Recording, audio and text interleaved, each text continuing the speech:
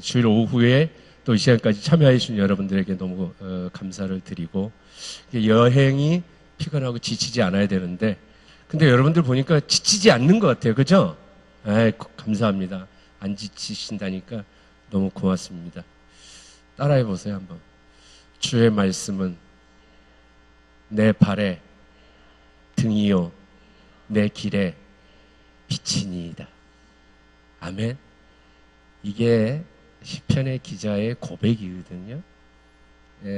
누군진 모르지만, 그게 다윗일지 누구인지는 모르지만 주님의 말씀이 뭔지를 알고 지냈던 어떤 한 옛 몇천 년 전에 고대 이스라엘의 한 신앙인이 자기 삶 속에서 생활해 보니까 하나님의 말씀이 자기 발의 등이요 빛이라는 것을 알고 삶 속에서 고백했다는 거죠.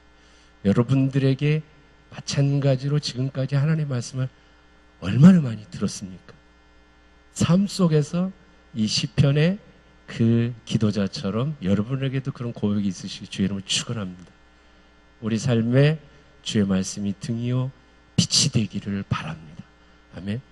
때로는 주님의 말씀이 걸림돌이 되기도 합니다.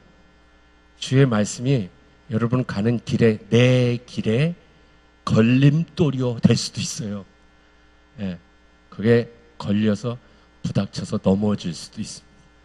그러나 이걸로 인해서 이렇게 넘어졌다고 생각하지 마시고, 그 걸림돌이 없었으면, 넘어지지 않았더라면 그 앞에 길에 낭떠러져서 떨어질 수도 있을 것이다. 안 보이더라도 주님께서 때로는 나에게 내가 받아들이기 힘든 걸림돌처럼 될 수도 있지만, 그러나 그 하나님이 나를 살리시는 좋은 하나님이라고 여러분들이 고백한다면 때로는 그 걸림돌에 넘어지라고 제가 이렇게 얘기하는 건 아닌데, 여행 중에 막 다쳐라 이런 얘기 제가 가이드가 하면 안 되겠지만, 좀 어떨 때는 주의 말씀이 자기에게 귀에 거슬리게 들릴 수도 있습니다. 그러나 그 말씀이 때로는 돌이켜보면 훗날에 하나님께서 나를 좋은 길로 인도하셨다라고 하는 고백이 있으시길 주의 이름으로 축원합니다. 제가 이제 오늘 이렇게 사전에 미리 이렇게 예방약을 드린 겁니다. 제가 좀 두렵고 떨려요. 오늘 얘기를 하기 전에. 좀 그렇습니다. 우리가 지금 여행을 지금 5일째 떠나는데 창세기 1장, 2장에서 벗어나지 못하고 있어서 때로는 좀 지겨우신가요? 이 여행이 말라기까지 가려고 하면 거의 세상 종말까지 갈 것 같죠? 이제 1, 2장인데 5일째가. 근데 여행을 떠나도 우리가 그런 게 있습니다. 어떤 장소는 며칠 더 있고 싶은, 있어야만 하는 장소가 있을 수 있고요. 또 어떤 곳은 오늘 여기는 그냥 차창 밖으로 지나가면서 보고 가겠습니다, 이럴 수 있습니다. 다시 말씀드리면 에덴 동산의 성서의 처음의 이야기들은 매우 중요해서 에덴에서 좀 많이 머물고 있는 것입니다. 그래서 창세기 첫 장서부터의 이야기들에 대해서 여러분들이 좀 굉장히 중요하고, 그래서 보아야 할 것이다. 아무리 성경을 모르는 사람들이라도 창세기 1, 2장, 3장 뭐 이런 얘기 다 아시죠? 너무 많이 아시는 얘기. 그러나 과연 여러분들이 정말 제대로 알고 계셨는지 다시 한번 살펴보시기를 바랍니다. 오늘은 에덴 동산의 제5일지의 이야기, 남자와 여자와 남자의 이야기. 지난주에 우리가 1장 얘기를 잠시 했습니다마는 얘기들을 해보도록 하겠습니다. 지난 여행에 에덴 동산에서 도대체 무슨 일이 있었나? 태초의 이야기. 사실 태초에 세상 어떤 처음 우리 성경에 그렇게 번역이 됐기 때문에 그렇게 생각을 하고, 창세기 예교는 하나님의 창조신앙의 하나님의 빅뱅 이렇게 봤습니다마는 성서는 첫 이야기를 들려주는 이야기다. 그래서 가장 중요한 지금 노란 글씨로 써있는 첫째 날, 둘째 날 하나님이 누가 뭘 만들었냐, 누가에 중요한 게 아니라고 했지요. 하나님이 보시기에 좋았다. 뭔가 이 이야기는 처음엔 좋았다. 처음엔 좋았는데 그러면 뭔가 일이 벌어진다는 것을 마치 복선으로 깔고 있다라는 이야기를 해준다고 했습니다. 그래서 전체적으로 고대 히브리인들, 우리는 현대 살아가는 사람들이지만 고대 히브리인들이 천지창조에 대한 그들의 신앙 고백, 그들의 창조 신앙의 고백의 이야기들, 지난번에 얼핏 이야기했습니다마는 뭐 제가 에뉴머 엘리시 뭐 하고 이상하게 얘기했잖아요. 고대 근동의 바벨론의 창조의 이야기들, 이집트일 수도 있었고요. 유사한 이야기들이 있지만 이스라엘 사람들은 그 유사함 속에서도 그 영향 아래서도 자기들의 여호와 하나님 창조 신앙 고백을 하고 있다는 것입니다. 그게 굉장히 독특한 부분들이었다.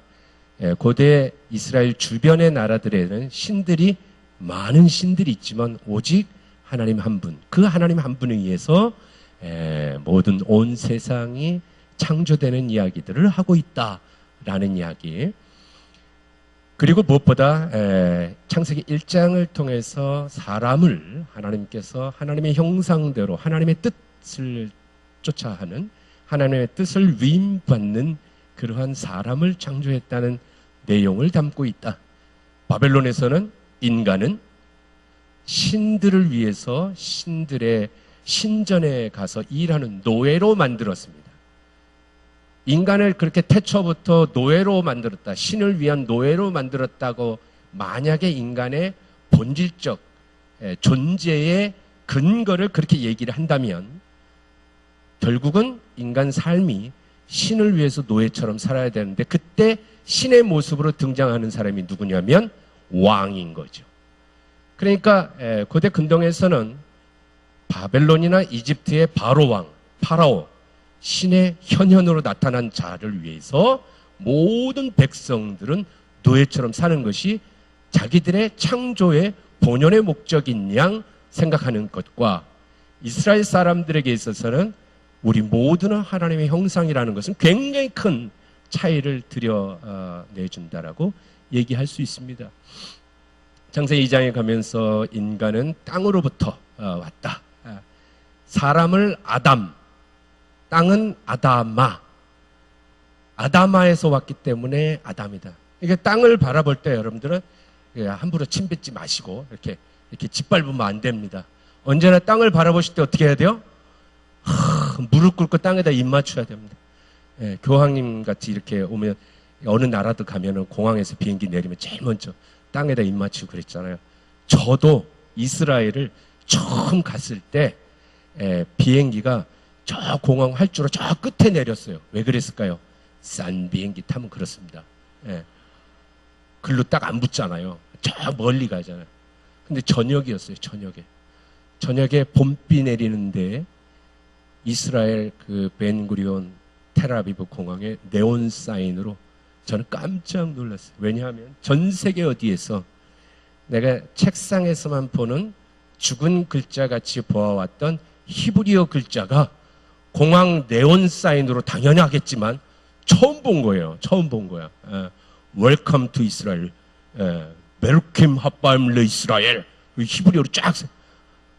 얼마나 감동인데. 알고 봤더니 뭐 식당에 가도 메뉴판 다 히브리어예요. 어디 가나 다 히브리어. 맥도날드도 히브리어로 써놨고 코카콜라도 히브리어 써놨더라. 어차피 그렇게 생활하던 것을 처음 가보니까 그렇죠. 그래서 제가 비행기 쫙 할 줄 저 끝에 내렸을 때 봄비가 딱 내리는데 이제 좀 이따가 이제 버스가 와서 글로 가잖아요. 그때 허술했는지 아니면 제정신이 아니었는지 그냥 저는 걸어갔어요. 걸어서. 멀지. 그리고 그 자리에 내려서 성지에 내가 왔다. 그리고 제도 입 맞췄던 기억이 있습니다. 제가 시골에 가서 시골 교회에서 첫 목회를 할 때 첫 설교를 하면서 우리나라 유일한 지평선이 바라다 보이는 김제. 그 시골 전원 교회가 시골교회 너무 아름다웠어요. 그래서 제가 거기 가서 노을 지는데 무릎 꿇고 기도하면서 하나님께서 시내산에서 모세를 가시떨기 불꽃 가운데 처음 부르셨던 이 땅은 거룩한 땅이니 내 신발을 벗어라. 신발을 벗고 그래서 교회 주일날 예배할 때 맨발로 들어갔습니다. 그리고 앞에 단상에 가서 무릎 꿇고 탁 입을 맞추면서 예배를 드리기 시작했죠. 장로님들하고 권사님들이 시골 분들이 깜짝 놀라셨다. 나중에 이제 말씀드려. 그러세요. 그래도 목사님 양말은 신으시죠. 그랬죠. 이제 그 신앙 고백들, 제가 드릴 말씀 다른 이야기가 아니라 우리의 삶의 속에서 그런 신앙 고백들, 땅을 바라보며 땅에서 나의 생명의 근원이 왔다라고 고대 이스라엘 사람들이 고백한 그 창조신앙 고백을 오늘 그 하나님을 나도 지금 하나님이라고 부른다면 우리가 이 땅에 살아가면서 그렇게 살 수 있느냐, 이 창조신앙의 고백이라는 것입니다. 그래서 땅을 섬기고 땅을 지키고 보존하고 살아가는 그러한 신앙 고백, 인간은 그렇게 만들어졌다라고, 그것을 오늘 우리 삶에서 이야기하는 것입니다. 믿음은 고백이라 그랬죠.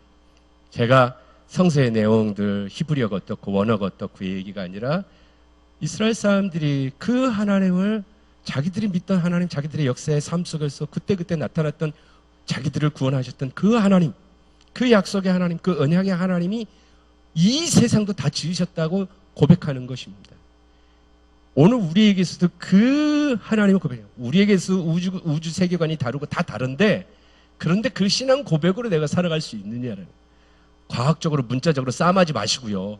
그게 좋은 신앙 아니다. 그건 무지한 거다라고 그랬습니다.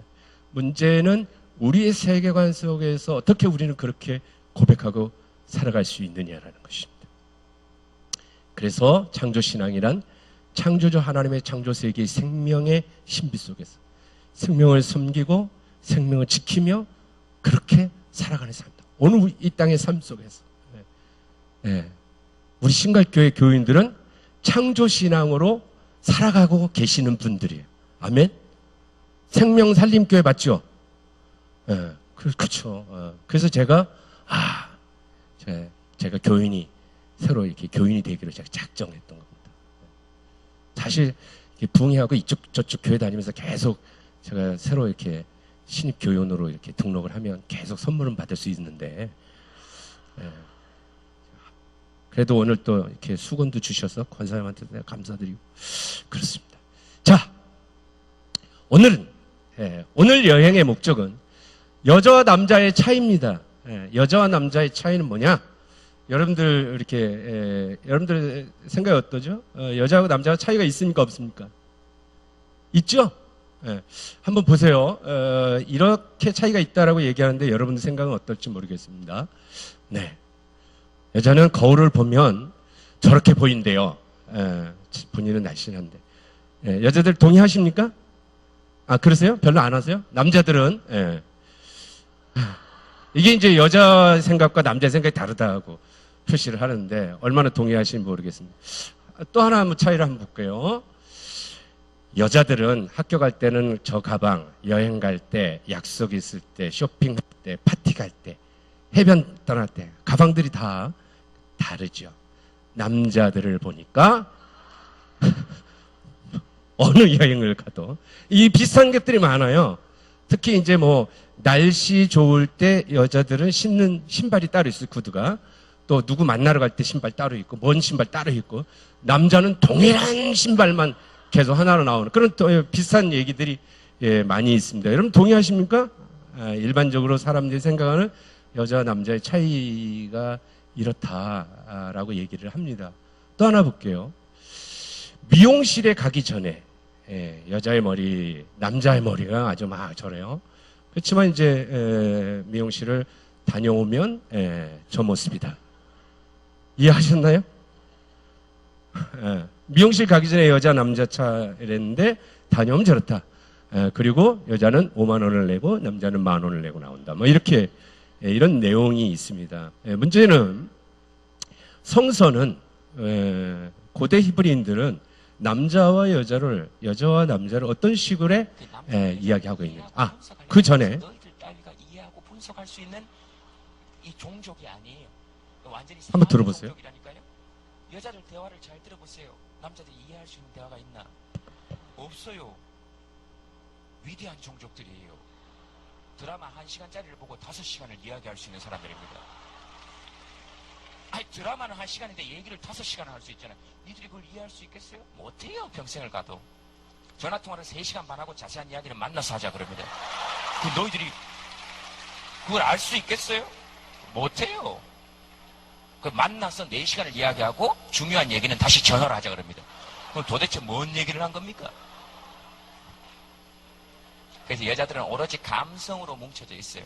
남자 너희들처럼 이성으로 분석하고 판단하는 그런 존재들이 아닙니다. 한 단계 위에 있는 종족이에요. 네, 그럼요. 그래서 그러니까 여자들이 이런 불쌍한 남자를 잘 보살펴 달라 하는 얘기입니다. 알고 보면 남자만큼 불쌍한 족속이 또 없습니다. 이 불쌍한 것들이에요. 이것들 나중에 결혼해 보세요. 다 지 돈인데 용돈 받아 쓰는 인간들입니다. 지가 번 돈인데 집에 가서 늘 용돈 받아요. 아내한테 오, 지 돈인데 액자 뒤에 숨겨놓고 늘 고민합니다. 오. 예.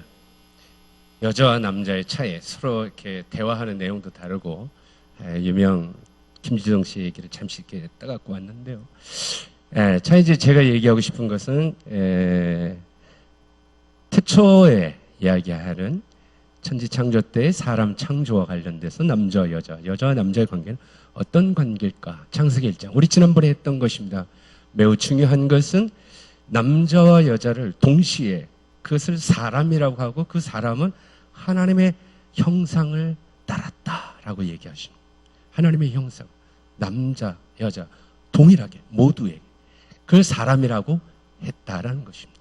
그래서 사람 남자 여자를 복수로 취급하지 않고 사람은 하나의 단수로 얘기하고 그리고 나중에 그들을 이게 남자 여자를 창조하시고 복 주고 그들을 사람이라고 했다. 그들이 아담입니다. 그들을.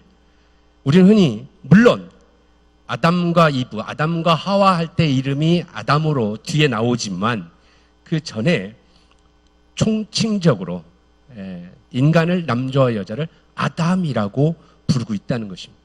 그렇기 때문에 아담만 하나님의 형상을 닮았다 하면 안 되는 거예요. 아담, 남자는 하나님의 형상을 닮은 존재다.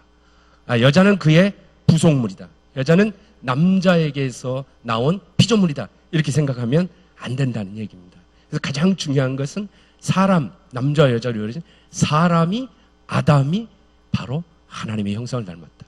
그렇기 때문에 누구나 남자나 여자나 동일한 하나님 한 분의 형상을 따랐기 때문에 남녀가 차별되지 않는다는 것이 가장 중요한 고대 히브리인들의 사람에 대한 남녀 차이에 대한 구분이다. 차이가 없는 거죠. 저 부분에 대해서는.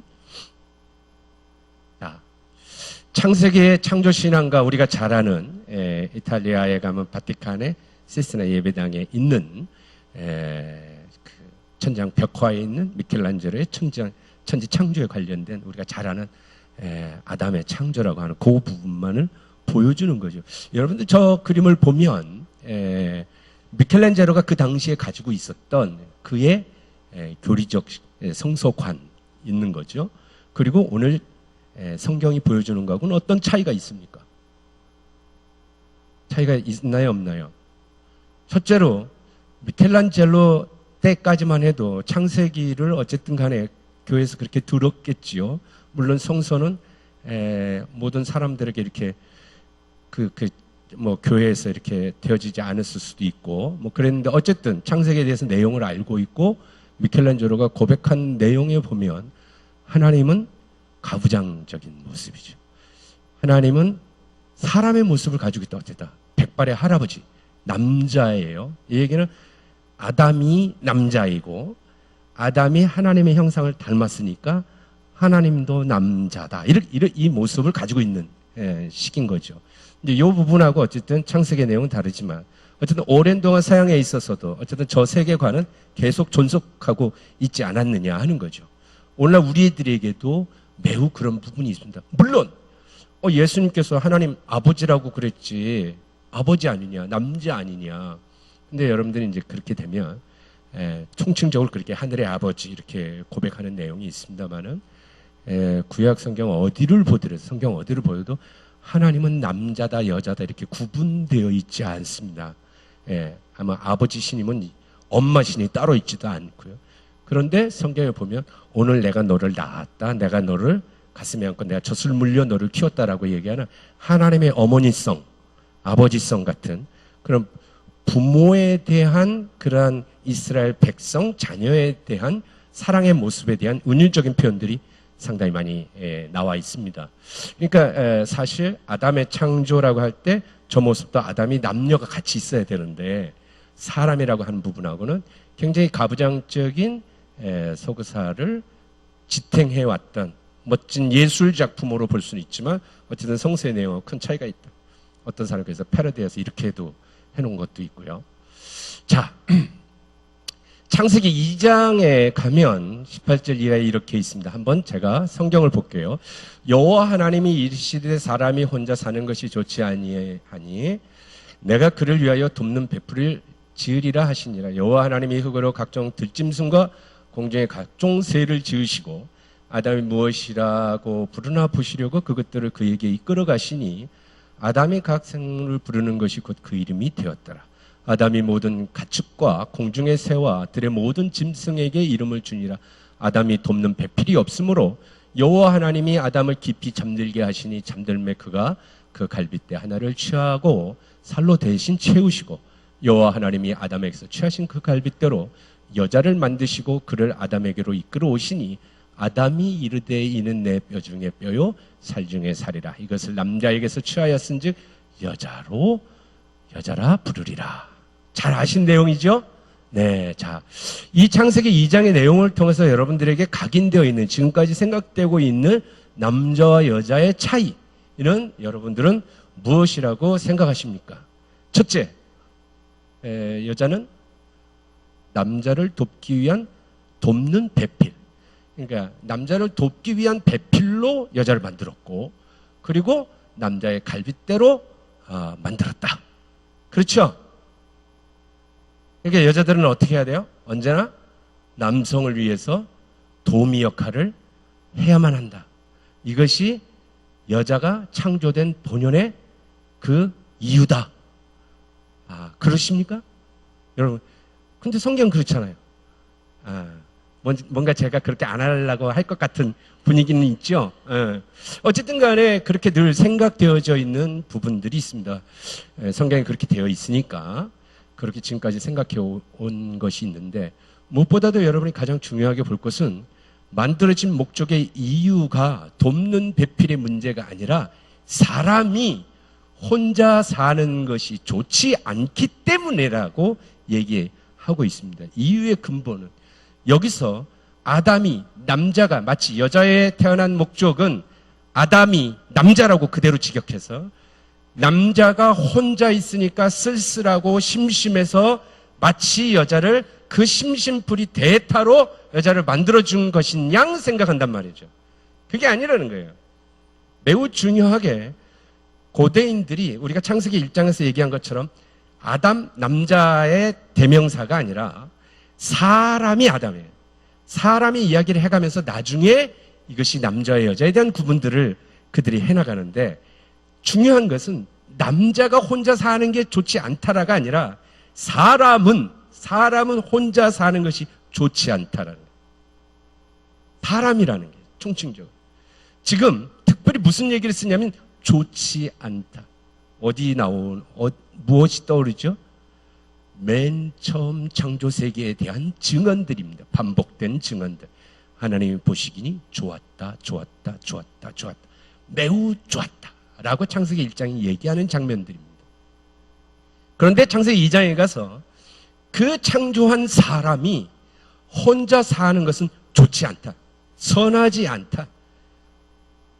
하나님은 곧 사람이 함께 살아가는 것이 좋은 것이고 그것이 선한 것이라고 하는 목적으로 만든다는 것입니다. 그게 우선 가장 중요한 이야기를 하는 것입니다.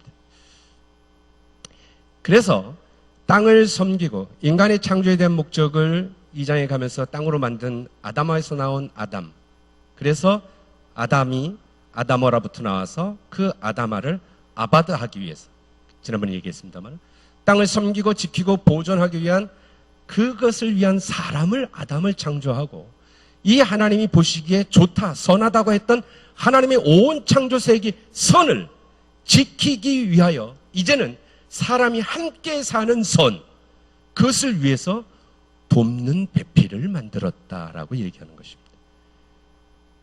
이제 우리가 궁금해할 점은 이 돕는 배필이라고 하는 장면이 있겠죠. 그러니까 사람이 혼자 사는 게 좋지 않으니까 이것을 선하게 위해서 하나님의 창조세계의 본래적 맨 처음의 창조세계, 이 선, 좋은 것을 위해서 돕는 배필이란 뭐냐? 흔히 돕는다 그러면 도움이 생각을 하죠. 도움이 하면 뭐가 생각이 됩니까? 도움이 하면 제가 도움이라는 것을 인터넷에 검색하고 이미지를 해보면 거의 많은 경우에 이미지들이 저런 것들이 많이 뜹니다. 한쪽 편에 저기 왼쪽 편에 있는 것은 중국에서 세계 탁구 선수권 대회의 시상식에 도우미를 하는 사람들을 훈련시키는 과정이라는 거예요. 그 다음에 여러분 보실 때 오른쪽에는 우리 국내 무슨 어디 무슨 대회인지 모르지만 도우미. 왜 시상식에 도와주는 사람들, 단지 무슨 큰 대회라든가 그것만이 아니라 흔히 어떤 것에 대해서 옆에서 자기가 주인이 아니라 그 주인의 행세, 어떤 행사를 위한 옆에서 서빙하는, 도와주는 도우미의 역할들이 거의 대부분은 여성이라는 게 주관적으로 그렇게 인식되어 있다라는 거죠. 왜 그럴까요?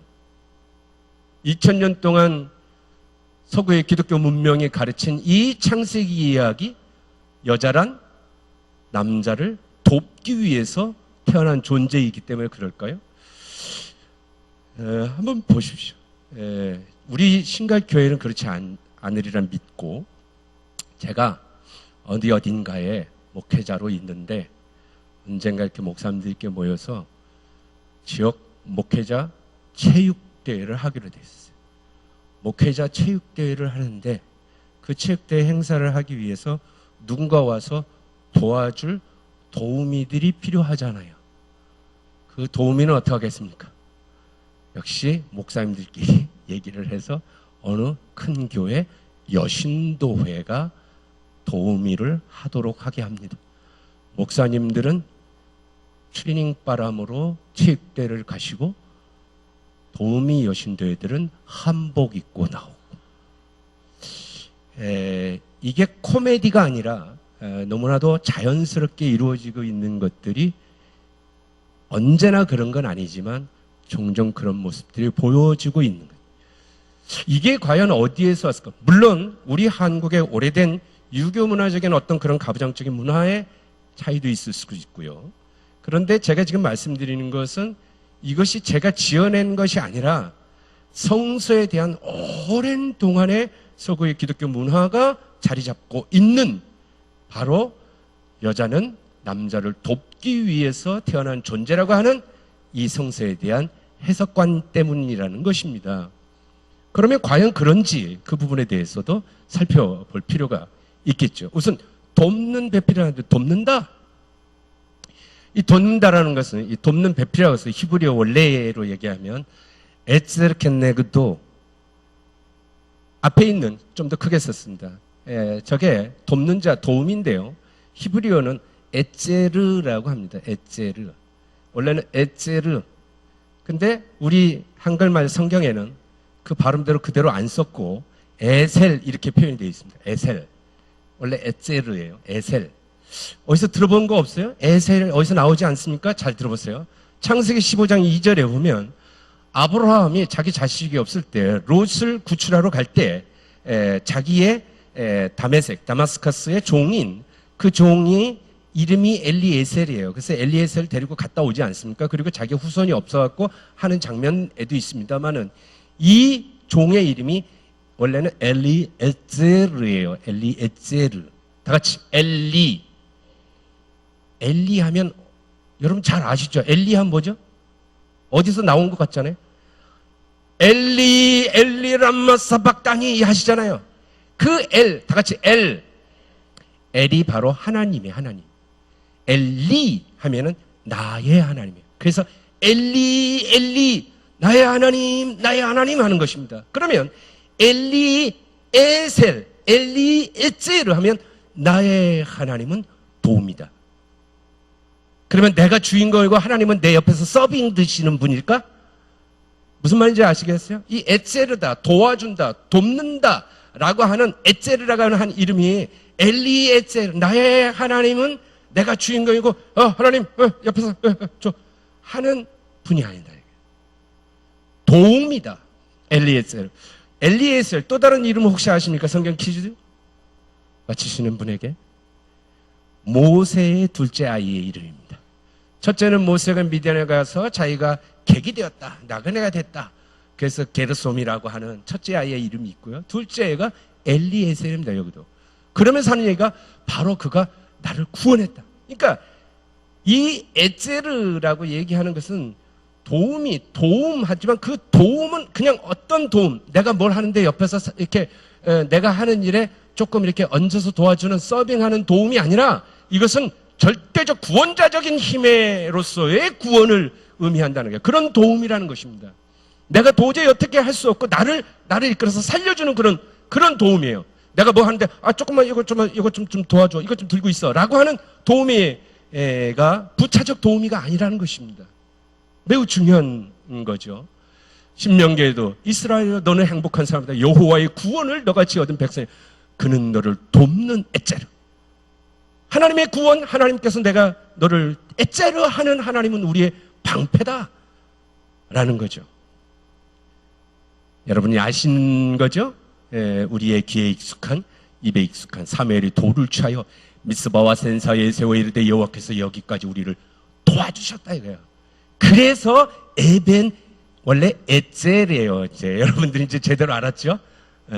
원래 에벤 하하짜르 이렇게 나가는데 에벤 에셀 이게 발음이 잘못된 겁니다. 원래는. 그래서 에벤이 돌멩이 에젤 구원의 돌, 도움의 돌. 왜 에젤의 돌이라고 한다? 하나님이 우리를 구원하신 것이다. 하나님의 도움으로 우리가 구원받았다. 그 기념의 돌멩이를 세운 것이 그것이 바로 에벤 에셀입니다.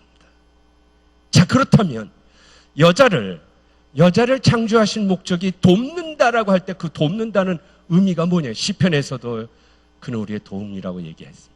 그렇기 때문에 여자를 하나님이 사람은 혼자 사는 것이 선하지 않다, 좋지 않다. 그래서 그 선을 이루기 위해서 그것을 돕는다는 것은 선을 이루신 하나님의 창조 세계의 그 절대적인 그 가치를 위한 구원자적 도움이래. 만약에 이것이 여자라면, 그리고 남자의 구원이 여자에게 있다. 오늘 제가 저녁 식사를 기대할 바가 되겠죠. 이 위대한 선언을 하고 있다는 것입니다. 물론 남자 여자를 딱 구분해서 뭘 그런 얘기를 하자는 것이 아니라 사람의 완전함, 사람이라는 것은 남자와 여자가 이루어가는 사람인데 그 사람은 혼자 살아가지 않고 어떻게 하면 되겠느냐? 함께 살아가기 위해서 한쪽은 한쪽에 대해서 구원자적 도움이어야 한다라는 것입니다. 한 사람이 일방적으로 자기가 주도적으로 자기 하고 싶은 걸 다 하고 자기의 반쪽은 온전히 자기 일을 하는 것에 대해서 옆에서 서빙하는 존재는 하나님 보시기에 토부하지 않다, 선하지 않다라고 하는 것이 이스라엘의 창조신앙의 고백이라는 것입니다. 그러면 이번엔 배필이다. 돕는 배필이다.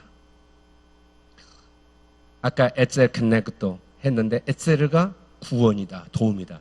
근데 배필이라고 하는 제가 이렇게 큰네그도 그의 네게드, 그의 나가드, 그의 이렇게 짝처럼 도움이다 이런 표현입니다.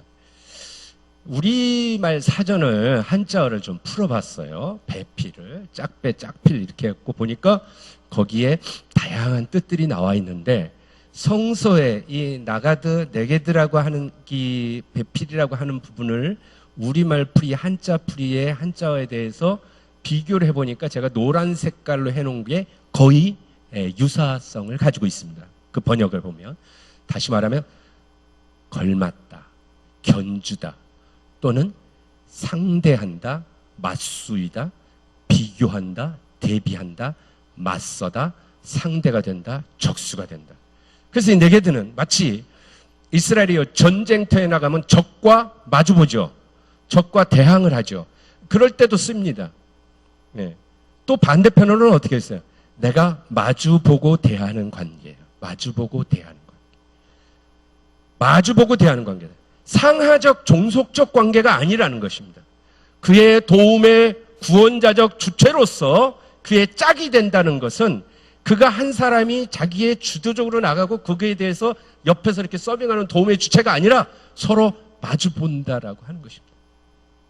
언어가 갖고 있는 각 민족의 역사와 문화와 많은 것들이 자기들만의 고유한 특징들이 있을 텐데요.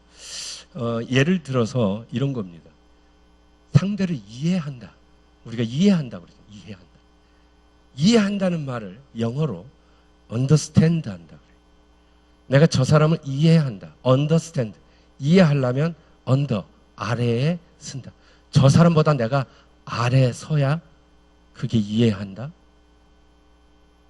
독일어에서는요. 언더가 운터라는 말이 있어요. 스탠드 쓴다는 말이 슈테인이라는 말이 있습니다. 그러면 understand 이해한다. 저 사람보다 내가 좀 낮게 아래 좀 구부린다. 낮게 쓴다. 그러면 독일말 하면 unterstehen 하는 거죠. 아래 쓰는 거. 근데 독일어에서는 이해한다가 unterstehen이 아니라 verstehen입니다. verstehen. 이 verstehen, steh는 stehen 쓰는 건데 앞에 있는 fair는 뭐냐? 반대적 의미가 갖고 있어요. 그러니까 사는 거는 kaufen,인데 fair kaufen 하면 파는 게 됩니다. 다시 말하면 슈테인을 쓰는데 이것을 입장을 바꿔 쓰는 거예요.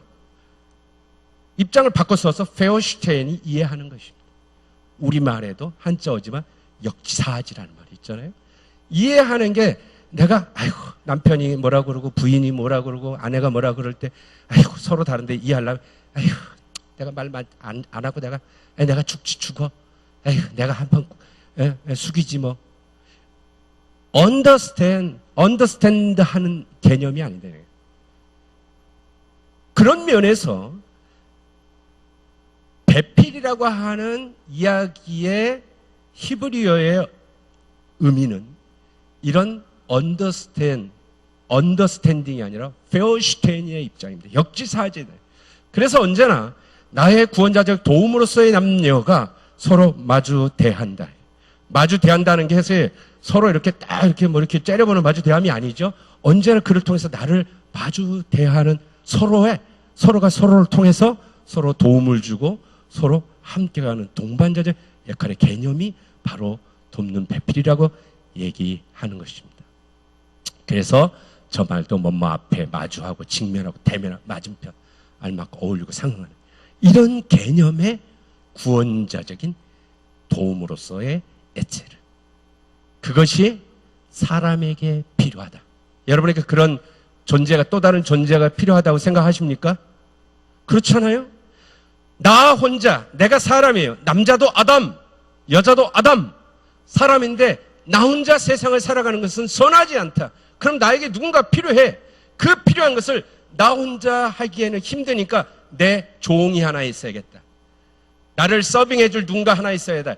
그것으로 우리가 삶을 하나님의 창조 세계를 선하게 살아가는 것이 아니라 내가 함께 마주볼 또 다른 아담의 존재 그리고 나에게 구원자적인 존재 그런 도움의 에체르 이것을 고대 히브리인들은 사람의 여자의 세상의 창조의 존재 이유로 설명하고 있다는 것입니다. 문제는 조금 전에 제가 얘기를 안 했습니다만은 돕는 배필, 사람이 혼자 사는 것이 선하지 않다라고 돕는 배필을 만들 때 이 얘기는 오직 인간에게만 한 것이 아니라 동물들에게도 하셨다는 것입니다. 이 세상에서 사는 모든 생명체에게 함께, 인간은 함께 살아가는 존재로 얘기했다. 그래서 고대인들에게는 바로 저렇게 인간이 가장 상위 존재로서 모든, 더군다나 저기는 남자가 위죠. 여자는 밑이고. 그리고 동물의 자연 세계를 밑으로 까주고 있는, 이거는 에고다, 에고. 그러나 우리가 얘기하는 생태, 인간은 이 자연과 하나님의 창조 세계와 함께 살아가는 세계. 20세기에 들어온 이 에코에 대한 이 생태적 사고관이 아니라 오히려 고대 몇천 년 전에 고대 히브리인들의 창조 세계에 이런 에코관이 들어있다는 것입니다. 멋지죠? 제가 그린 그림은 아닙니다. 그러나 잘 찾아낼 수 있도록 주께서 지혜를 허락하셨습니다. 자, 이번에는 여자는 갈비뼈다.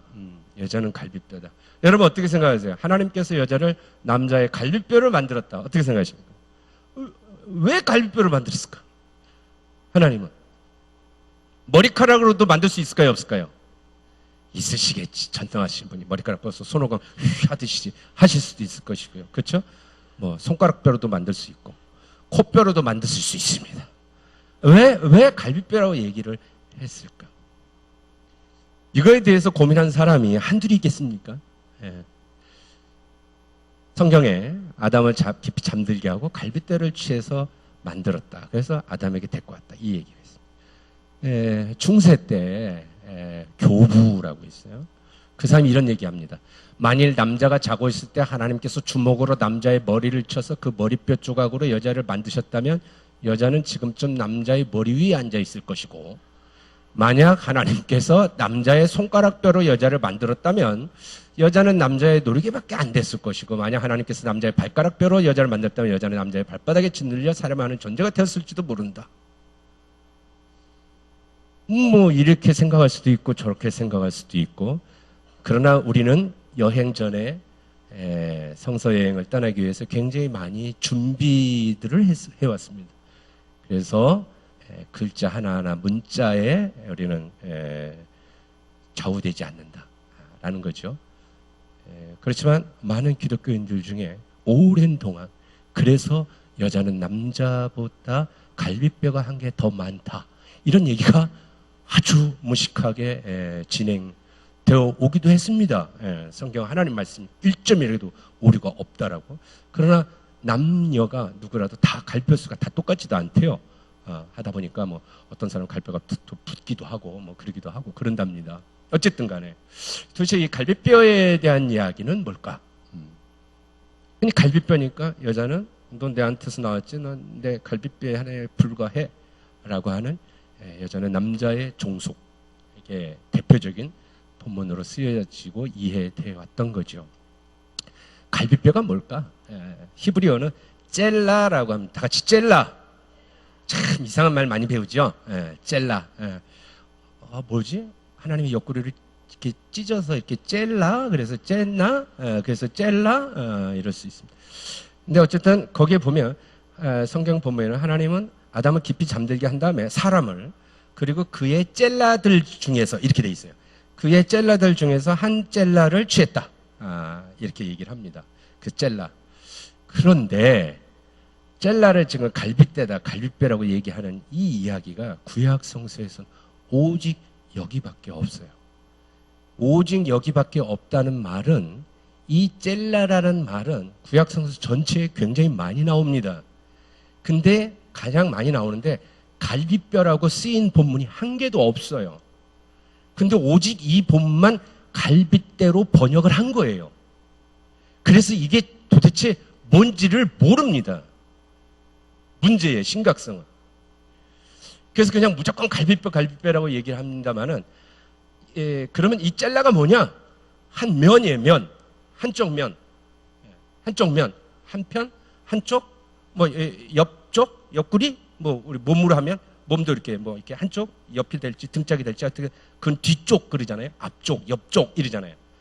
그러니까 그런 옆에 어떤 측면, 법계에 있어서 안쪽, 성전의 어떤, 이게 안쪽, 뭐 이런 곳을 젤라라고 하는 거예요. 그런데 문제는 사람을 깊이 잠들게 한다면서 그 속에서 이렇게 했다. 조금 전에 이는 내 뼈 중에 뼈요 라고 할 때 이는 내 갈비뼈들 중에 갈비뼈요 이런 말 아니에요. 뼈는 다른 말을 씁니다.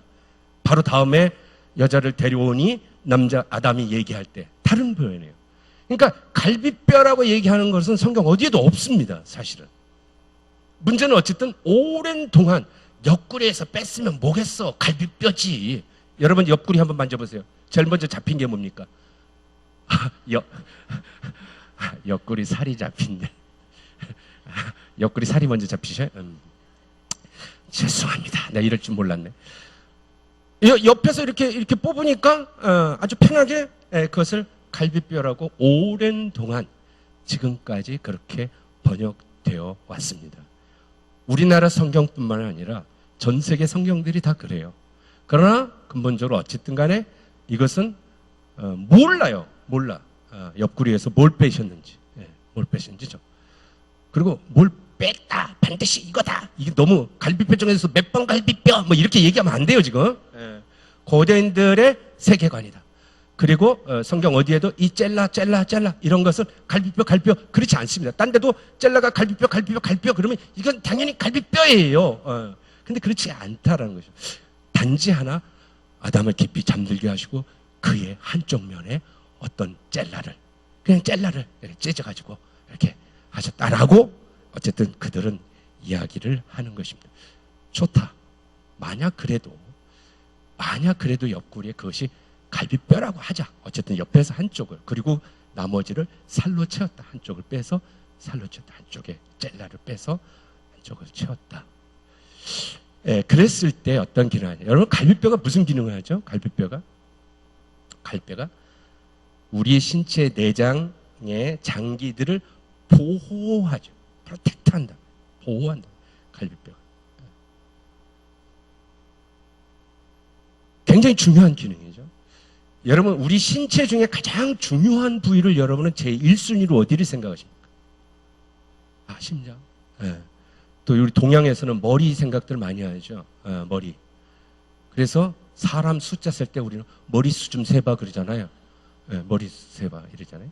누가 머리 좀 우리는 이런단 말이에요. 머리 치면 안 된다 이러고.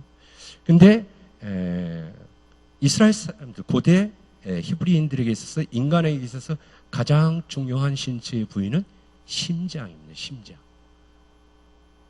그 심장은 다른 말로 마음이라고도 해요. 히브리어 레브라는 겁니다. 레브. 바로 이 갈비뼈, 만약에 갈비뼈로 설사 번역된다 할지라도 그렇다면 거기에 의미를 붙인다면 이미 오랜 동안 이스라엘 사람들에게서는 인간의 신체에서 가장 중요한 심장 레브를 알고 있어요. 그것을 이 젤라들이 그것을 보호하고 있다는 것입니다. 심장 레브가 얼마나 중요한지를 얘기를 해볼까요? 요엘서에서는 너희가 회개할 때 옷을 찢지 말고 레브를 찢어라. 할렐루야. 이스라엘 사람들은 금식일을 맞이하고 중요한 절기를 맞이하여 그들은 그런 고난에 동참하는 일들을 합니다. 재를 깔아놓고 잿더미에 앉아서 머리를 헤쳐 풀고 옷을 찢으며 아이고 하고 회개한다 이거야. 그러나 그런 형식적인 그런 것들을 하지 말고 네 옷을 찢지 말고 네 레브를 찢어라 이런 게 레브를. 고난 주간을 맞이하고 사순절 주님의 고난에 대하여 우리가 매년 절기를 지킨다 할지라도 회개의 심정이 그냥 형식적인 부분이 아니라 이미 성서를 통해서도 기존에 우리보다 얼마나 이스라엘의 그런 율법과 절기들에 따라서 그들이 얼마나 잘 지켜오겠습니까? 우리보다. 그럼에도 불구하고 선지자들은 이야기하기를 그런 형식이 아니라 레브를 찢어라. 레브를 찢어라. 아이고. 예레미야가 얘기합니다. 내가 새 언약을 맺으겠다. 옛날 언약은 너희의 조상들에게 하나님께서 돌판에 새겨줬는데 내가 이제 너희들하고 새로운 언약을 맺을 테니 새 언약은 돌판이 아니다. 너희의 심장에, 마음판에, 레브에다가 새겨라는 거예요. 형식적인 돌판의 문제가 아니라 레브에 찢어. 신명기에 이르면 그러므로 너희는 마음의 할례를 받으라. 사도 바울께서 이방인들에게 유대인의 육체적 할례만 아니라 이방인은 할례가 필요 없다, 무할례에 대한 복음을 전한 것 같지만 이미 신명기에도 그냥 육체적 할례의 문제가 아니라 마음의, 내부의, 심장의 할례를 받아요.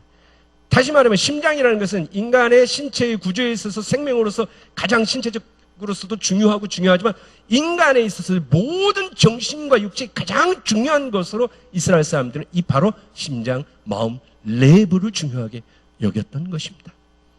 그래서 구약에서도 이미 할례는 이스라엘에게 있어서 가장 중요한 하나님 백성으로서 육체적인 표시로서 가장 중요한 것이었습니다. 근데 그것도 아니라는 거예요. 마음에 너희들의 내부의 할례를 받아야 된다라고 이야기하고 있습니다. 그러면 여자는 남자의 갈비뼈냐? 여자는 우선 남자의 갈비뼈가 아닙니다. 여자는 남자의 갈비뼈가 아니라 히브리어 말만 따라가면 아담의 갈비뼈로 되어 있어요. 사람의 갈비뼈다. 그것을 아담이 얘기합니다. 물론 그 아담은 나중에 아담과 또 그 여자 이렇게 나눠지긴 합니다만은 용어로 일부러 남자에게서 갈비뼈를 뽑았다 이렇게 얘기를 하지 않아요. 지금 사람에게서 그 옆에서 뺐다 이렇게 얘기를 합니다. 그래서 남자를 보호하는 여자로서의 이야기만이 아니라 아까 얘기한 돕는 배필로서 엣제르 구원자적인 도움, 그리고 그와 마주서서 함께 살아가는 그는 어떤 것이냐? 바로 사람의 생명을 프로텍트하는, 그를 어떤 위협으로부터 보호하는, 바로 그렇기 때문에 엣제르가 되시도다. 이게 사람과 사람이 그렇게 간다는 거예요. 나의 한쪽이 나의 생명을 그 어떤 위협으로부터 보호하는 나의 구원자로서의 관계. 단지 부부만이 아니라 이 사람과 사람 관계를 그렇게 살아가도록 창조되었다라고 고백하고 있습니다. 그리고 그것을 여자라고 불렀죠. 여자는 따라해보세요. 이샤. 남자는 이씨. 그렇죠? 남자들이 뭐만 하면 이씨 자기들이. 남자가 이씨, 여자는 이샤 이렇게 합니다. 남자 여자를 구분할 때 이샤. 그러나 아담은 남자가 아니에요. 아담은 사람이란 뜻입니다. 끊임없이 사람에게서 아담에게서. 그래서 아담에게서 그것을 뽑아가지고 데리고 오니까 아담이 사람이 너 사람에서 나왔는데 이시에서 나왔으니까 이시아로 한다라고 부른다는 것입니다. 자, 그것을 우리가 이시아 여자라고 얘기를 한다면 여자란 엣제르로서 아담 사람의 생명을 지키는 자로 이해한 고대 히브리인의 창조신앙 고백이 처음에 들어있다. 우리가 이 창조신앙 고백 누가 했냐? 그 하나님이 지셨다. 하나님 그렇게 하셨다. 그 하나님을 오늘 우리들의 살아계신 하나님을 고백한다면 이 창조신앙 고백을 우리 삶 속에서 해야 되는 거죠. 그때 세번역과 개역개정에 이렇게 나옵니다. 그때 그 남자가 말했다. 이제 나타났거나 이 사람 뼈도 나의 뼈 살도 살. 남자에게 나왔으니 여자로 부른다. 개역개정엔 아담이 이르되 이는 내 뼈 중에 뼈요 살 중에 살이라. 이것을 남자에게서 취하였으니 여자라 부리라 하니. 두 번역 중에 차이가 있습니까? 세번역은 분명히 남자라고 그러죠. 그렇죠? 개역개정에는 아담이라고 해요. 그래도요, 별 차이 없습니다. 개역개정에서도 아담이라고 할 때 이건 분명히 남자로 상정하고 번역되고 있는 것입니다. 이 본문을 그대로 제가 직역을 하면 그 사람이 말했다. 마침내 이는 내 뼈들 중에 뼈. 이때 뼈는 아까 얘기한 젤라가 아닙니다. 다른 거예요. 뼈들 중에 뼈요 살들 중에 하나의 살이다. 그리고 그 사람이 그는 이를 남자에게서 취했으니 여자라고 한다. 이렇게 사람과 남자와 여자를 하나씩 분명하게 떨어뜨려서 쓰고 있다는 겁니다. 일부러 의도적으로 남자가 너 나한테서 나왔으니까 여자라고 해. 이렇게 하지 않는다는 거예요. 왜 그랬을까요? 여자라는 존재는 너 나한테서 나온 거니까 내 앞에 꿇어. 밑에 뭐 이런 것들이 혹시나 있을지 모르지만 그것들을 없게 하는 창조 때부터의 존재의 목적을 설명하고 있다는 것입니다. 그렇기 때문에 이것을 오늘날 특히나 더더군다나 이러한 성차별이 가장 심해지고 점점 갈수록 그렇게 되어지는 세계 속에서 기독교인들이 그런 면에서 이 성서는 오히려 처음 이 히브리어를 가지고 그렇게 분리해서 썼던 목적을 좀 더 정확하게 써야 되는 것이 중요하다라는 말씀을 드리는 것입니다. 자꾸 히브리어 나오고 그래서 좀 어려운 것 같지만 그 어려운 것은 우리의 삶이 그렇지 못한 어려움이 더 심해서 이해하기가 어려운 부분이 있으리라고도 생각을 합니다. 우선 남자가 자기 가열법을 만날 때 여자를 한 게 아니라 사람이 남자 여자를 구별했다. 이게 고대 히브리인들이 생각했던 그들이 인간에 대한 생각입니다. 그리고 그들의 고백입니다. 그렇다면 여자는 남자의 한쪽 면이죠. 맞아요, 안 맞아요? 맞지요. 인간 세상은 한쪽은 남자고 한쪽은 여자인 세상이 인간 세상입니다. 이것이 바로 아담이라는 거예요. 아담. 이것이 아름다운 삶입니다. 매우 중요한 얘기죠. 그래서 이것을 고백한다면 사람이 혼자 사는 것은 선이 아니다. 이 아담을 남자로 얘기해서 지금까지 아담이 혼자 사는 게 아니다. 남자들만의 세상은 선한 것이 아니다. 하나님 보시기에 또부 좋은 것이 아니다라고 하는 고백이 여러분들의 삶에서 주의 이름을 그렇게 하시기를 축원합니다. 가능하시겠어요? 쉽지 않죠? 그런가 안 그런가 하는 거죠. 어쨌든 제가 어쨌든 하고 이게 성서는 이래요 하고 이것만 전하면 될지 안 될지 그래서 제가 아까 때로는 주의 말씀이 내 앞에 거친 걸림돌이 되기도 합니다. 그 다음에 이러므로 남자가 부모를 떠나 그의 아내와 합하여 둘이 한 몸을 이룰지니라. 어디서 많이 듣죠? 결혼식 때.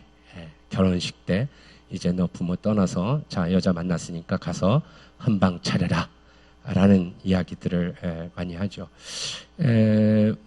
아주 왜 남자만 떠나요? 저건 분명하게 남자라고 구분합니다. 사람이 아니에요. 사람이 부모를 떠나는 게 아니라 여기에는 히브리어는 분명히 남자라고 얘기하고 있어요. 남자가 아버지하고 어머니를 떠나서 그의 아내에게 간다. 그의 이샤에게 간다. 이렇게 되어 있습니다. 구약의 이렇게 고대의 이스라엘뿐만 아니라 다른 데들을 보면 결혼할 때 여자가 아니라 남자가 결혼 지참금을 가져갑니다. 그런 고대의 이스라엘 결혼 풍속들도 있고 뭐 그렇습니다.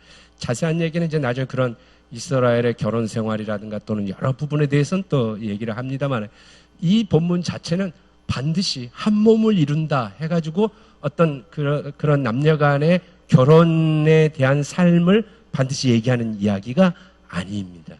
조금 전의 이야기를 통해서 이씨와 이샤는 둘이 같이 하나의 아담으로서의 독립적 가장 작은 그러한 사람의 가정을 이루는 그러한 한 몸을 이룬다는 어떤 삶을 이야기하는 장면입니다. 그런데 여자에게 간다 이렇게 합하여 이렇게 합방 얘기하는 게 아닙니다. 지금 그 단어를 그대로 얘기한다면 아주 짝 달라붙다 뭐 이런 거예요.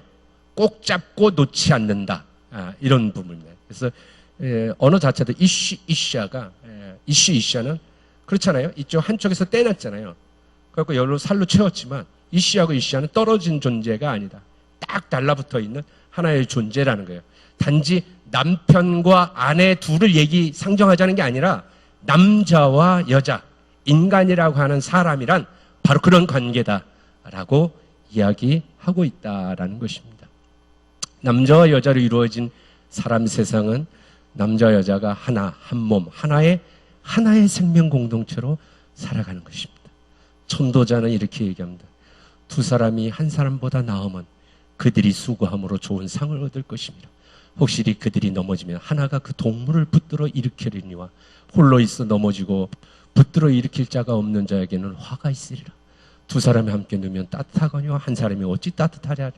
한 사람이면 패하겠지만 두시면 맞설 수 있고 세 겹처럼 쉽게 끊어지지 않는다. 다시 말하면 하나가 아니고 둘이어야 한다. 둘보다 셋나. 이러한 합력해서 선을 이룬다고 하듯이 그 이야기의 중심이지 남자 여자에 대한 합방 얘기를 하려는 것이 얘기가 아니다라고 하는 부분들을 가지고 있는 이야기입니다. 자, 만약에 여러분 어때요? 지금까지 이 남자와 여자의 차이에 대한 이야기, 아니면 하나님의 형상을 닮았다고 얘기하는 1장의 이야기와 땅에서 나온 아담, 그리고 그의 갈비뼈, 돕는 배필이라고 한 남녀의 차이들의 그게 차이일지, 아니면 그거의 근본적 의미로 얘기하는 창조신앙의 고백 이야기들을 여러분도 여러분의 그런 창조신앙 고백으로 고백하시렵니까? 아멘 소리가 적은. 그러면 여러분들은 창조주 하나님을 고백하는 게 아닐 수도 있어요. 창세기부터 시작되는 것이. 요 얘기는 좀 나한테 안 어울린다. 그럼 요건 빼고 나중에 필요한 은혜로운 하나님만 내가 가져갈지 모르지만 창세기부터 시작되는 창조신앙의 고백에 하나님은 이렇게 시작한다는 것입니다. 이 창조신앙의 고백, 창조주 하나님의 고백, 하나님이 남자든 여자든 사람으로 만드신 하나님의 창조 본연의 목적의 삶들을 오늘 이 땅의 삶에서 우리가 실천하며 살아갈 수 있는가? 그래서 묻습니다. 만약에 하나님이 남자와 여자를 1대1의 비율이 아니라 능력에 따라서 수만큼 창조했다면 어떨까요? 남자와 여자를 1대1 창조가 아니라 우리가 능력별로 뽑잖아요. 능력별로. 그래서 뭐 남자 9에 여자 1이든가 여자 9에 남자 1. 어때요? 창조 세계가 선해 보일 것 같습니까? 아니겠죠. 성비의 문제입니다. 제가 창조신앙 고백의 가장 신비로운 것은 인간의 어떤 뭐 여러 가지 유전자 조작도 하고 여러 가지 보약도 있겠습니다만은 태초로부터 지금까지 성비의 비율, 하나님의 창조 세계의 신비에 가까운, 누가 조작한 것이 아니라 어떻게 이렇게 신비롭게 거의 딱은 아니겠지만 어쨌든 1대1의 비율에 이 창조의 신비가 있지 않느냐라는 거예요. 인간이 만든 것이 아니랍니다. 그런데 이것이 창조신앙의 고백이고 신비인데 능력에 따라서 이 비율을 바꿀 수 있는가? 그것은 창조신앙에 어긋나는 일이겠죠. 남자가 8이나 여자 2이나, 아니면 여자가 8에 남자 2은 어떨까? 아니면 이럴 수도 있고. 이거는 어느 누구도 여러분들이 그렇지 않다라고 얘기하시지요. 그러나 과연 우리들의 삶에는 하나님의 창조세계의 이 신비한 1대1의 비율이 지켜지고 있는가? 라고 하는 것입니다. 그 창조주에 대한 신비함에 우리가 찬양하고 그 뜻에 따라서 살아가고 있느냐 하는 것입니다. 창조주 하나님의 창조세계의 생명 신비 속에서 생명을 섬기고 지키며 살아가는 삶이고, 남자 여자로 살아가는 하나님의 형상을 닮은 하나님의 뜻을 따라 위임받는 사람 세상. 한 분 하나님을 둘로 나누지 않죠. 그렇기 때문에 하나님의 형상을 닮은 남자와 여자를 둘로 구분해서 차별하지 않는 삶의 신앙 고백의 실천적 삶이 창조 신앙 고백입니다. 하나님의 남자와 여자 사람을 창조한 신비의 1대1의 성비를 지키고 살아가는 것. 맨 처음 하나님의 선한 창조 세계를 보존하고 섬기고 지키고자 하는 창조 신앙의 삶. 양성평등의 신앙생활의 삶은 오늘날 양성평등이 필요해서 말씀드리기보다는 성서 스스로가 본문의 원문의 기초에서 말씀을 드리면 바로 이러한 것이었다. 오히려 가부장적인 오랜 기독교 서구 문화가 성서를 가부장적으로 이해하고 해석해 온 것들이 오늘날 우리들에게 남겨져 있는 거죠. 드라마를 봐도, 지금은 많이 안 그럴지 모르겠습니다. 드라마를 보면 언제나 남자가 수술하고 여자는 옆에서 핀셋하면 핀셋 주고 하는 그런 모습들이 너무나도 자연스럽게 많이 나오는 모습들이라든가. 영어에서 유하면 그냥 유인데 영어 드라마든가 영화를 보면 자막을 하면 남자는 유하면 반말로 하고 여자는 언제나 존댓말이 뒤에 따라붙게 번역하는 것이라든가. 우리 삶 속에 얼마나 많은 것들이 있을까요? 그래서 일상생활 속에서도 양성평등, 성차별에 대한 얘기들은 좀 그만하자 하는 이야기들을 가지고 있는 모습들이 있습니다. 한번 잠깐 보시죠. 암탉이 울면 집안이 망한다와 같은 여성을 비하하고 차별하는 속담들이 많은데요. 양성평등을 가로막는 걸림돌로 지적되고 있습니다. 위재성 기자입니다. 남편에게 쌓인 불만을 딸에게 털어놓는 드라마의 한 장면입니다. 너 똑똑히 봐 이런 거야. 응? 여자 팔자 뒤홍박 팔자. 남편이 꼬봉이면 마누라도 꼬봉. 여자 인생은 남편에게 종속돼 있다는 다분히 성차별적인 속담입니다. 너무 옛날부터 굳어져 온 편견인 것 같아서 기분은 좋진 않아요. 속에 아주 깊은 곳에 아직 그런 생각들이 많이 있는 것 같아요. 여성가족부가 양성평등을 위한 국민 제안을 받아본 결과 암탉이 울면 집안이 망한다, 여자 목소리가 담장을 넘으면 안 된다처럼 성차별적인 속담을 쓰지 말자는 의견이 43%로 가장 많았습니다.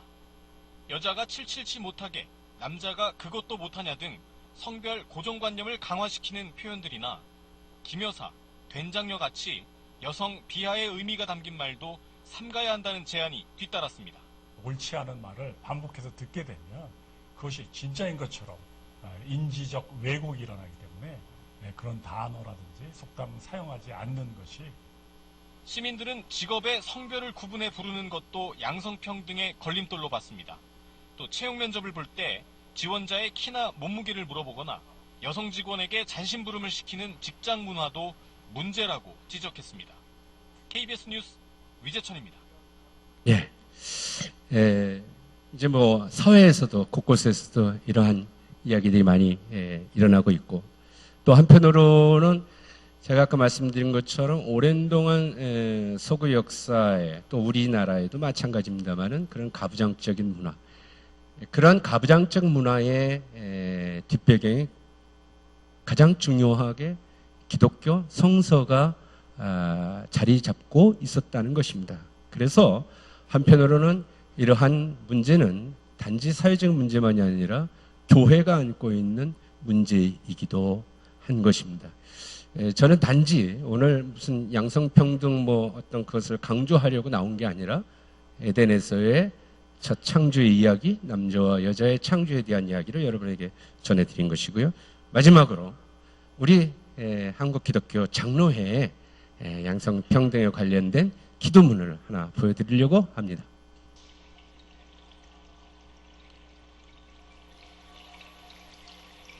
성평등과 파트너십이라는 얘기를 하면서 중요한 게 뭐냐면 양성평등 문제가 단순히 그냥 여성의 문제를 다루는 것이 아니라 그 성평등 문제를 보는 시각이, 이거는 정의의 관점에서 봐야 된다는 거죠. 그러니까 양성평등이 이루어지지 않은 것은 불평등의 문제, 불의의 문제, 이런 걸로 보고 한국 교회가 어떻게 정의를 실천하느냐, 그 정의의 문제 안에 양성평등이 들어가 있다는 거죠.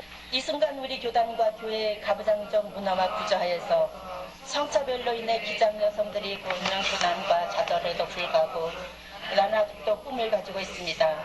그것은 하나님이 자신의 형상을 따라 사람을 만드시되 남자와 여자로 만드셨다는, 그래서 여성도 하나님의 형상으로서 존엄한 존재라는 성서의 증언, 창조신앙에 근거한 꿈입니다. 나는 어느 날 우리 교단에서 같은 수와 남자와 여자들이 함께 총대로서 총회 회의장에 마주 앉게 되는 날이 오리라는, 개교의 여장로와 남장로가 같은 수로 당회를 구성하며 남자 목회자와 여성 목회자가 공동으로 목회를 하며 여성과 남성이 번갈아가며 총회장과 총무를 하고 교단 신학교의 같은 수의 남자 교수와 여자 교수가 교수회의를 하는 그런 날, 기장의 모든 남자와 여자가 한 마음으로 한 식탁에 둘러앉아 형제 자매의 사랑을 나누는 날이 오리라는 꿈이 있습니다. 나에게는 이런 꿈이 있습니다. 어느 날 불평등과 차별, 억압과 불의로 기승하던 교회가 평등과 정의와 평화의 지성소로 변하리라는 꿈을, 여성과 청년들이 그들의 성이나 나이에 의해서가 아니라 하느님으로부터 부여받은 그들의 인격과 능력에 따라 평가받을 수 있는 어느 한 성이 결정하고 다른 성은 결정 것을 따르는 것이 아니라 서로 평등하게 함께 결정하고 함께 섬기는 그런 교회로 바뀌리라는 꿈을 가지고 있습니다. 나에게는 꿈이 있습니다. 어느 날 빗자는 메워지고 모든 산과 언덕은 평평해지고 굽은 곳은 곧아지고 험한 길은 평탄해져 모든 사람이 하나님의 구원을 볼 것이라는 이사야의 말씀이 이루어지는 것을 기득권 가진 사람은 기득권을 내어놓고 높은 자리에 있던 사람들이 겸손해져 섬기는 자리로 내려오고 낮은 자리에 처해 있던 사람들은 들려 올려져 높은 자와 낮은 자 없이 기장의 모든 사람들이 서로 파트너가 되어 정의 평화 창조의 보존을 위해 일하며 다 함께 하나님을 찬양하는 모습을 보는 그런 꿈입니다. 나의 희망과 믿음은 이것입니다. 초대교회에서 세례받을 때 그리스도 안에서는 유대인과 헬라인, 종이나 자유인, 남자와 여자나 차별이 없이 하나입니다 고백하던 것처럼 오늘 우리 교회의 세례식에서도 다시 고백되어져 차별은 폭력이고 죄라는 인식이 강물처럼 교회 안에서 흘러 교회 안에서 인종차별, 계급차별, 성차별이 없어질 것이라는 희망과 믿음입니다. 믿음은 바라는 것들의 실상이라는 히브리서 기자의 증언처럼 이 믿음으로 우리는 절망의 산에서 희망의 바위돌을 깎아내려가 합니다. 우리는 이 믿음으로 우리 기장의 부력화음을 평등과 조화의 아름다운 합창곡으로 바꿀 것입니다. 이 믿음으로 우리는 어느 날 우리 기장이 양성평등한 교단이 되리라는 것을 바라보며 다 함께 나아가야 합니다.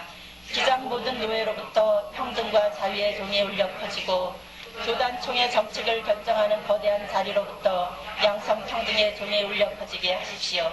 기장신학의 산맥으로부터 양성평등의 소리가 울려 퍼지게 하고 기장의 목회지에서 여성 목회자의 영성과 지도력이 울려 퍼지게 하십시오. 기장의 모든 교회와 기관으로부터 성차별적 반응이 철폐되는 자유가 울려 퍼지게 하고 이를 통해서 한국교회의 평등과 평화를 노래하는 메아리가 울려 퍼지게 하십시오. 용기를 내라 내가 세상을 이겼다. 예수님이 우리를 격려하시기에 좌절하지 않습니다. 우리는 그리스도 안에서 하나입니다. 하나님 감사합니다. 우리는 마침내 하나입니다. 이 노래를 부를 그날을 희망하며 나아갑니다. 아멘. 예. 이런 날들을 우리 신갈교회에서부터 하나씩 만들어갈 수 있기를 주의 이름으로 기도드립니다. 다음 주 성서 여행 안내. 드디어 에덴을 떠나겠습니다. 다음 주에 떠나갑니다. 예.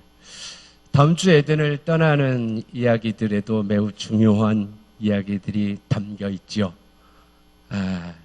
질문합니다. 한 주 동안 여행지에서 내일 여행을 위하여 여러분 오늘 숙소에서 편히 주무시면서 한번 고민해 보십시오. 하나님은 아담이 선악과를 따먹을 걸 알았을까 몰랐을까? 알았을까 몰랐을까? 그리고 선악과는 너가 먼저 먹었나? 네가 먼저 먹고서 옆구리 콕콕 찔렀지 뭐 이럴 수 있습니다만 그 이야기들이 어떤 이야기일지에 대한 것입니다. 그래서 매우 중요한 에덴을 떠나기 전에 반드시 숙지해야 할 문제고 그리고 이 장면을 이해해야 에덴을 떠난 지금 우리들의 모습의 자리를 바로 볼 수가 있습니다. 경청해 주셔서 고맙습니다. 다음 주에 뵙겠습니다.